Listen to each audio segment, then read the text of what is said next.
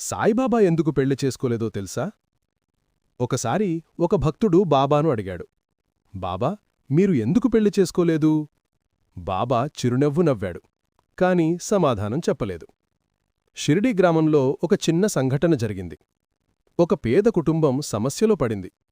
ఆహారం లేదు, డబ్బు లేదు. అప్పుడు ఎవరు ముందుకొచ్చారో తెలుసా? సాయిబాబా. ఆయనే వారికన్నం పెట్టాడు. ఆయనే వారికి ధైర్యం ఇచ్చాడు. ఇంకో రోజు ఒక రోగి బాధపడుతున్నాడు. బాబా అతని దగ్గరే కూర్చొని సేవ చేశాడు. ప్రజలు గ్రహించారు, బాబా ఒకరికోసం కాదు, అందరికోసం బ్రతికాడు. అప్పుడు ఒక వృద్ధుడు అన్నాడు, బాబా పెళ్లి చేసుకోలేదు, ఎందుకంటే మనమందరం ఆయన కుటుంబం. ఆ మాట విన్నవాళ్ల కళ్లల్లో నీళ్లొచ్చాయి.